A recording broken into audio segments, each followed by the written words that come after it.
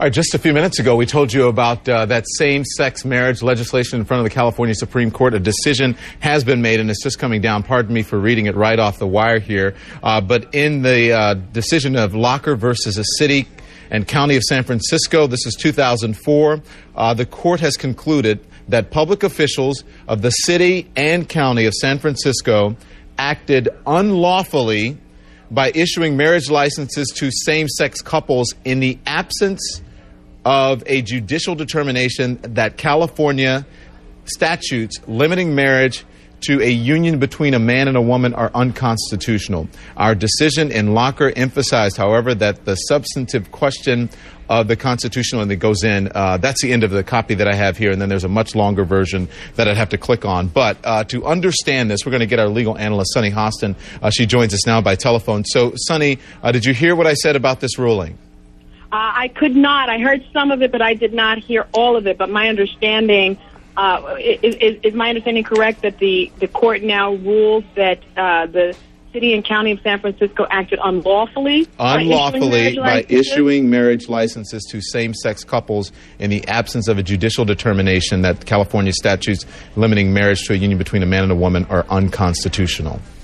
Yeah, well, I think people are there's going to be a contingency of people and a contingent that are very unhappy with the decision. I can't say that it was unexpected, but we knew that the top court of California was going to decide today whether to legalize same-sex marriage, and it appears that they have determined that they would not legalize same-sex marriage. So what happens now to all of those people who got married, Sunny?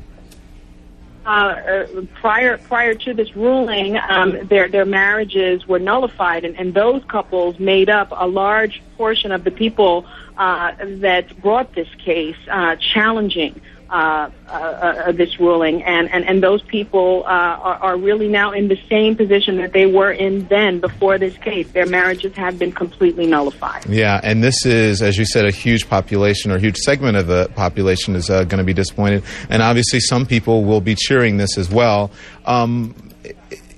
California, the most populous state, obviously this is going to have repercussions across the country. Does this set any new precedents? Because we know that you can get married in Massachusetts and it's legal there, but what does this mean for the rest of the country?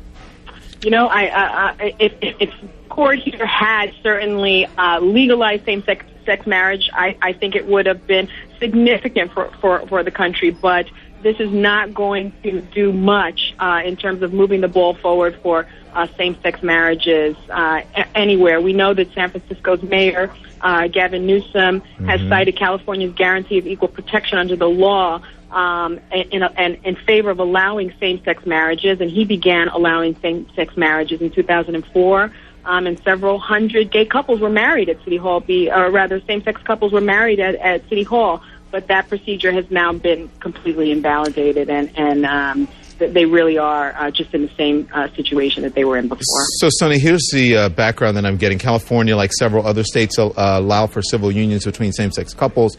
The people who bought these lawsuits feel that this marriage law was necessary, and it was necessary in the main because they wanted to have legal rights for their partner and the same sort of tax process and legal process that heterosexual couples go through.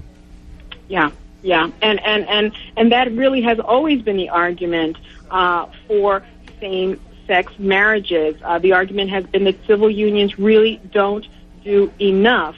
But really, what has happened today in California does, in effect, has an impact around the nation because it will set the tone. Okay. California is typically known as a progressive state, but Governor Schwarzenegger, whenever this sort of thing comes up, he typically vetoes any hint at same-sex marriage, and so certainly now that the legality of the state's ban on same-sex marriages has been effectively upheld, there really is no recourse, at least in California, and I think it, in some sense, will set the tone around the nation. Sunny Hostin, thank you very much, and of course you are correct. It has twice been approved by the legislation to legalize gay marriage by the legislature in California, and twice Governor Arnold Schwarzenegger has vetoed that legislation. Sunny Hostin, our legal analyst, thank you very much for that.